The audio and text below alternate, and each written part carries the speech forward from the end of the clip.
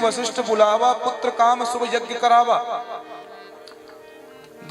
महाराज दशरथ वशिष्ठ जी के पास में गए। वशिष्ठ जी ने श्रृंगी ऋषि को बुलाया और श्रृंगी ऋषि आ गए। श्रृंगी ऋषि कौन है? ये विभांडक मुनि के पुत्र हैं, नैष्ठिक ब्रह्मचारी हैं। आकर के पुत्र कामेष्टि यज्ञ को संपन्न किया। यज्ञ संपन्न होते ही अग्निदेव प्रकट हो गए, चरु लेकर के। हाथ में उनके चरु है।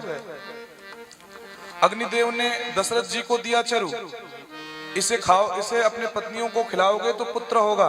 दशरथ जी ने उस चरु को लिया, वशिष्ठ जी के हाथ में दिया। वशिष्ठ जी ने आशीर्वाद दे करके वो चरु वापस कर दिया।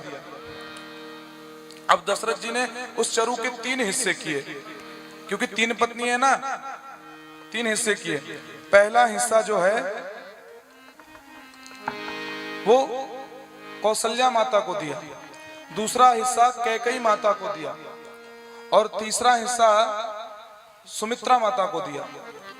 पर जैसे ही सुमित्रा माता के हाथ में वो चरु गया, सो ये गरुड़ आया और उस चरु को उठा करके ले गया, अनंत आकाश में उड़ गया। अब उड़ता उड़ता जा रहा है, केसराचल पर्वत पे पहुंच गया और केसराचल पर्वत में एक वृक्ष के नीचे बैठ करके अंजनी अम्मा तपस्या कर रही है शंकर भगवान का, त्रिवटीनाथ का। और उसी वृक्ष के ऊपर जाकर के वो चील बैठ गया चरु लेकर के, और वो चील कुछ बोलना चाहा, सोई उसके मुख से चरु निकला और ऐसे समाधि में बैठी हुई थी, सोई हाथ में आकर के टपका अंजनी मैया के वो चरु। अंजनी मैया ने देखा क्या है, तो त्रिवटीनाथ भगवान भोले बाबा का प्रसाद समझ करके उसको गप से पा गई। और उसी चरु के प्रभाव से उनके यहाँ अनंत बलवंत हनुमंत लाल जी का प्रादुर्भाव हुआ है। बोलो हनुमान जी महाराज की। बड़ा आनंद है। माता सुमित्रा ने कहा अब मेरे तो कोई लाला होगा ही नहीं। बोले क्यों नहीं होगा? कौशल्या मैया ने कहा मेरे पास तो चरु बचा हुआ है, इसमें से आधा तुम रख लो। आधा निकाल करके दे दिया। कैकेयी मैया ने कहा मेरा भी तो बचा हुआ है, इसमें से भी आधा ले लो। तो अब 2 बार उन्होंने चरु खाया, इसलिए आगे चल करके उन्हें 2 पुत्र होंगे।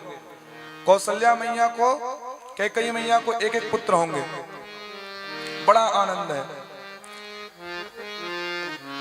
तो जो हनुमान जी महाराज हैं, शंकर के ध्यान में अंजनी मैया बैठी हुई थी, तो शंकर जी के आशीर्वाद से भगवान पवन पुत्र हुए हैं, इसलिए उनको शंकर स्वयं केसरी नंदन या शंकर सुवन केसरी नंदन जो भी कह लो, ये कहा जाता है।